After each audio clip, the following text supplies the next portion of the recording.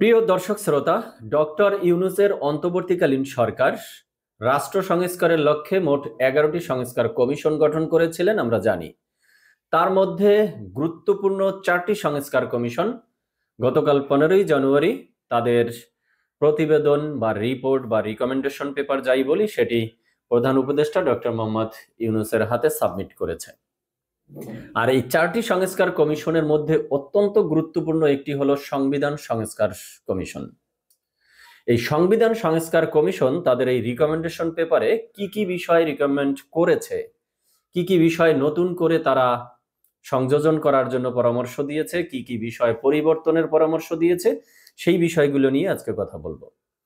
আর দর্শক শ্রোতা, আপনারা যারা নিয়মিত আমার আলোচনা শুনেন, আপনারা জানেন যে 5 অগস্টের পরে শুরুর দিকে আমি রাষ্ট্র সংস্কারের লক্ষ্যে আমার থিঙ্কিং থেকে 10টি দফা নিয়ে আপনাদের সাথে আলোচনা করেছিলাম। তো সেই 10 দফার কি কি বিষয়গুলি এই রিকমেন্ডেশন পেপারে এসেছে সে বিষয় নিয়েও আলোচনা করব।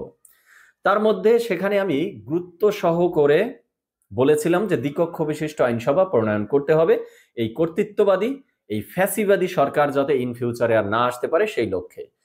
তো এই সংস্কার কমিশন দ্বিকক্ষ বিশিষ্ট আইনসভা রিকমেন্ড করেছে, সেজন্য আমি অন্তত খুশি। এরপরে বলেছিলাম প্রধানমন্ত্রী 2 মেয়াদের বেশি যাতে না থাকতে পারে একজন প্রধানমন্ত্রী, সেটিও তারা এই রিকমেন্ডেশনে নিয়ে এসেছেন। এরপরে বলেছিলাম যে প্রধানমন্ত্রী একই সাথে তার পলিটিক্যাল পার্টির নেতা দুটো দায়িত্ব যাতে একসাথে পালন করতে না পারে, সেটিও এই রিকমেন্ডেশনে উল্লেখ রয়েছে। এরপরে বলেছিলাম যে সংবিধানের 70 অনুচ্ছেদ পরিবর্তন করতে হবে বা সংশোধন করতে হবে।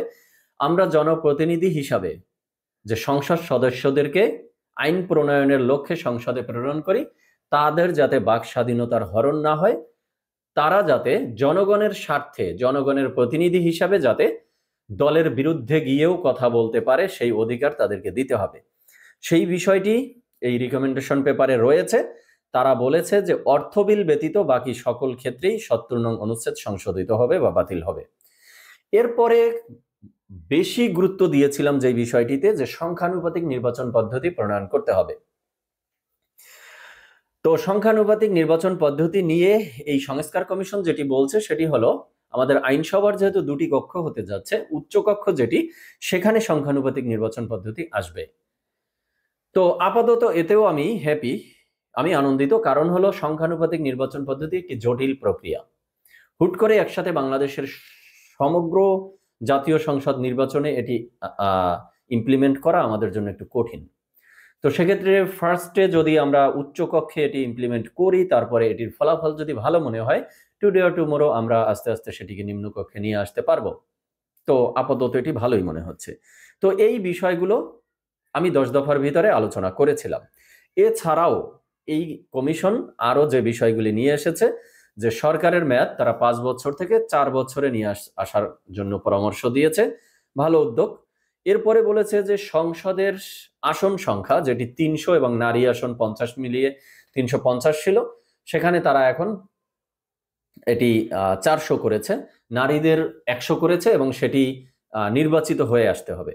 এটি ভালো উদ্যোগ। এরপরে বলেছে যে রাষ্ট্রপতি ইলেকটোরাল ভোটের মাধ্যমে নির্বাচিত হবে, এটিও একটি ভালো উদ্যোগ। প্রধানমন্ত্রী আর রাষ্ট্রপতির ভিতরে ক্ষমতার এখানে একটি চেক অ্যান্ড ব্যালেন্স নিয়ে আসা প্রয়োজন। এরপরে তারা যেটি বলেছে যে ডেপুটি স্পিকার বিরোধী দল থেকে নিতে হবে, ভালো উদ্যোগ, স্বাগত জানাই। এরপরে তারা এখানে অন্তর্বর্তী সরকার বা তত্ত্বাবধায়ক সরকার যাই হোক, অর্থাৎ এই 4 বছর, নতুন করে যেহেতু 4 বছর হতে যাচ্ছে, তারা প্রস্তাব করেছে 4 বছর পরে রানিং সরকার যখন সংসদ ভেঙে দিয়ে নতুন নির্বাচন দিবে, তখন সেখানে একটি অন্তর্বর্তীকালীন সরকার থাকবে। কোনো নির্বাচিত সরকারের অধীনে নির্বাচন সুষ্ঠু বাংলাদেশে হওয়ার নজির নেই। এগুলো সবই ভালো উদ্যোগ, এজন্য সাধুবাদ জানাই। কিন্তু কথা হলো, এই সংস্কার কমিশন যে এই যে রিকমেন্ডেশন গুলো করলো বা তারা যে প্রস্তাব দিল, এগুলো কি কার্যকর হয়ে গেছে বা এগুলোই কি ফাইনাল? বিষয়টি তা না। অর্থাৎ ডক্টর ইউনূসের সরকার এই সংস্কার কমিশন সহ যত পলিটিক্যাল পার্টির নেতারা রয়েছেন বা গুণীজন বিশিষ্টজন রয়েছেন, তাদের নিয়ে আগামী মাসে এগুলো নিয়ে বসবে।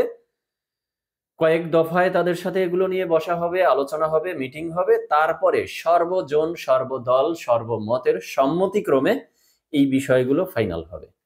এখন সেক্ষেত্রেই দেখার বিষয় যে এই সব দাবিগুলোর সাথে সবাই ঐক্যমত্য পোষণ করে কিনা।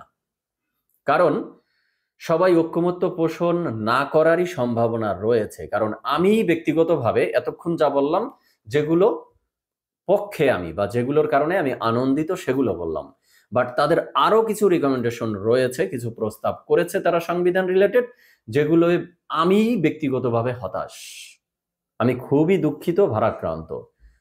তো আমার মনে হয় না যে সব দল সব মত এই বিষয়গুলো একমত হবে। এখন যেই বিষয়গুলো আমি দুঃখিত, আমি ভারাক্রান্ত, আমি আশা করিনি, সেই বিষয়গুলো হলো আমাদের দেশের সংসদ সদস্য হওয়ার সর্বনিম্ন বয়স হলো 25 বছর। সেখানে তারা সেটি 21 বছরের প্রস্তাব করেছে। আপাত দৃষ্টিতে এটি হতেই পারে, আমি কোনো বিরোধিতা করছি না, বাট তারা শিক্ষাগত যোগ্যতাকে কেন এখানে ইনক্লুড করলো না?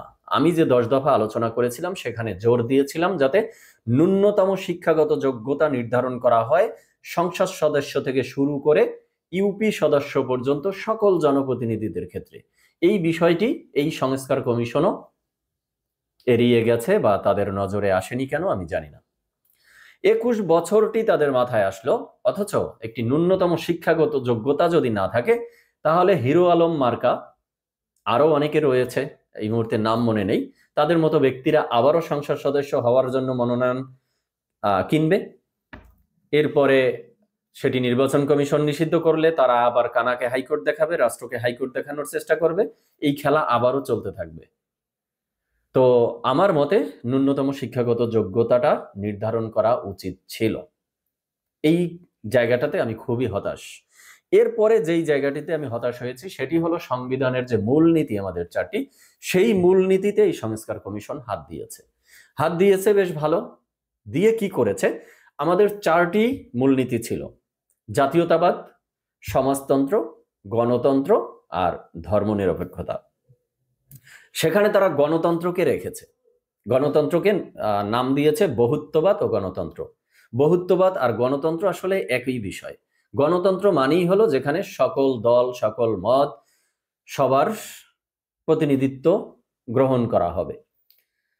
যাক, তারপরেও বহুত্ববাদ ও গণতন্ত্র তারা রেখেছে, আর বাকি জাতীয়তাবাদ, সমাজতন্ত্র এবং ধর্মনিরপেক্ষতা 3টি বিষয়কেই তারা এখান থেকে সরিয়ে দিয়েছে। এর পরিবর্তে তারা যেগুলোর কথা বলছে সেগুলো হলো সাম্য, মানবিক মর্যাদা আর সামাজিক সুবিচার। তো এই 3টার মধ্যে আলটিমেটলি পার্থক্য কোথায় আমি বুঝলাম না। কারণ সামাজিক সুবিচার যদি নিশ্চিত করা হয় তাহলে সাম্য তো এমনিতেই আসবে, মানবিক মর্যাদা তো এমনিতেই আসবে। তাহলে এই 3টা শব্দের মানে তো ঘুরে ফিরে একটার মধ্যেই আছে। তাহলে মানে 3টা বাদ দিয়ে এই 3টা ইনক্লুড করার মানে কি আমি তো বুঝলাম না। এবার যেখানে আমি ব্যক্তিগতভাবে হতাশ হয়েছি, আমি দুঃখিত, সেটি হলো যে জাতীয়তাবাদ কেন বাদ দিতে হবে মূলনীতি থেকে? আমাদের তো জাতীয়তাবাদ, স্ট্রং জাতীয়তাবাদ রয়েছে, আমাদের জাতিগত ইতিহাস রয়েছে, আমরা তো ভাসমান কোনো জাতি না, আমাদের ঐতিহ্য রয়েছে, কৃষ্টি রয়েছে, কালচার রয়েছে। তাহলে মূলনীতি থেকে এই জাতীয়তাবাদ উঠিয়ে দেওয়ার পক্ষে আমি না, আমি এটি সাপোর্ট করি না। এবং গুরুত্বপূর্ণ বিষয়টি হলো ধর্মনিরপেক্ষতা। এই বিষয়টি কেন উঠিয়ে দিতে হবে? এই বাংলাদেশ 1971 সালে পাকিস্তানের এগেনস্টে যুদ্ধ করে স্বাধীনই হয়েছিল এই ধর্মনিরপেক্ষতার উপরে নির্ভর করে। এখানে দল মত ধর্ম জাতি সকল শ্রেণী বিভেদ ভুলে সকলেই যুদ্ধে ঝাঁপিয়ে পড়েছিল, এবং বাংলাদেশ এখানে সকল ধর্মের মানুষ একত্রিত হয়ে সম অধিকার নিয়ে বসবাস করবে, এটাই তো আমাদের চাওয়া ছিল। এখানে একটি ভুল বোঝাবুঝির বিষয় রয়েছে। ধর্মনিরপেক্ষতা মানে বেশিরভাগ আমাদের এখানে যেহেতু মুসলিম অধ্যুষিত এলাকা, এটি আমাদের এখানে প্রায় 90% মুসলমান। সেক্ষেত্রে মুসলমানদের মধ্যে একটি ভুল ধারণা রয়েছে যে তারা ধর্মনিরপেক্ষতা বলতে নাস্তিক্যবাদ বোঝায়। ধর্মনিরপেক্ষতা আর নাস্তিক্যবাদ এক জিনিস না। ধর্মনিরপেক্ষতা মানে হলো ধর্মের ক্ষেত্রে রাষ্ট্র সমান দৃষ্টিতে, ইকুয়ালাইজার দৃষ্টিতে দেখবে সবাইকে। সব ধর্মের মানুষের এখানে ধর্মীয় বিষয় চর্চা করার অধিকার থাকবে, ধর্মীয় আচার অনুষ্ঠান করার অধিকার থাকবে, সব ধর্মের মানুষের সকল সামাজিক রাষ্ট্রীয় কর্মকাণ্ডে অংশগ্রহণ করার সুযোগ থাকবে, সেই অধিকারকে বলা হয় ধর্মনিরপেক্ষতা। কিন্তু আমাদের এখানের অধিকাংশ মুসলমানরা ধর্মনিরপেক্ষতা এই টার্মটিকে তারা নাস্তিক্যবাদ হিসাবে দেখে, যেটি টোটালি ভুল।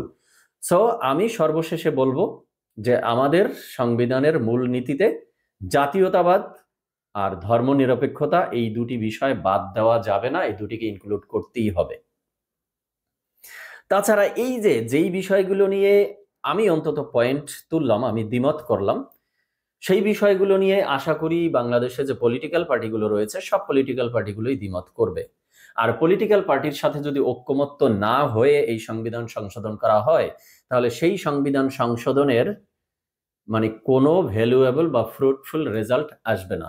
কারণ পলিটিক্যাল পার্টিরা ক্ষমতায় এসে পরবর্তীতে আবার সংবিধান তাদের মন মতো চেঞ্জ করে ফেলবে, সংশোধন করে ফেলবে। তাহলে আহামরি হলো কি? এই সংবিধান সংশোধনের নামে শুধু হাজার হাজার কোটি কোটি টাকা খরচ ছাড়া তো আর কিছুই হলো না। আমরা তো চেয়েছিলাম এই সরকারের হাত ধরে, এই সংস্কার কমিশনের হাত ধরে সর্বজন স্বীকৃত এবং মাধুর্য সুন্দর একটি সংবিধান তারা আমাদেরকে উপহার দেখ। সংবিধানের যেখানে যেখানে সংশোধন করা প্রয়োজন সেগুলো করুক, বাট তারা এভাবে মূলনীতির উপরে হাত দিবে, বিশেষ করে জাতীয়তাবাদ এবং ধর্মনিরপেক্ষতা এখানে থাকবে না, এটি হতেই পারে না। আজকে আমরা দেখলাম, এই 16ই জানুয়ারি আমরা দেখলাম বৈষম্য বিরোধী ছাত্র আন্দোলন, জাতীয় নাগরিক কমিটি বা এই জুলাই অভ্যুত্থানের পক্ষে এই ছাত্ররা যে একটি প্রোক্লেমেশন চেয়েছিল সেটি কিন্তু তারা 31শে ডিসেম্বর করতে পারেনি। তারপরে আজকে তারা সকল দল মতের সাথে বসেছে, সেখানে কিন্তু বড় একটি পলিটিক্যাল পার্টি বিএনপি যুক্ত হয়নি। তারা ডিক্লেয়ার দিয়েছে এখানে তারা অংশগ্রহণ করবে না। তার মানে সামনের দিন অপেক্ষায় আছে যে আগামী মাসে যে এই সংস্কার কমিশনের রিকমেন্ডেশন নিয়েও রাজনৈতিক দলগুলো বসবে, সেখানে সকল পলিটিক্যাল পার্টি আদৌ এই শর্তগুলোতে একমত হবে কিনা। আমার মনে হয় একমত হতে পারবে না, যেহেতু মূলনীতিতে জাতীয়তাবাদ এবং ধর্মনিরপেক্ষতা এই গুরুত্বপূর্ণ বিষয় দুটি নেই। আমি এর সাথে দ্বিমত পোষণ করছি, আর আমি চাই ন্যূনতম শিক্ষাগত যোগ্যতা নির্ধারণ করা হোক। আজকে এ পর্যন্তই। সবাই ভালো থাকবেন, দেখা হবে পরবর্তীতে। ধন্যবাদ সবাইকে।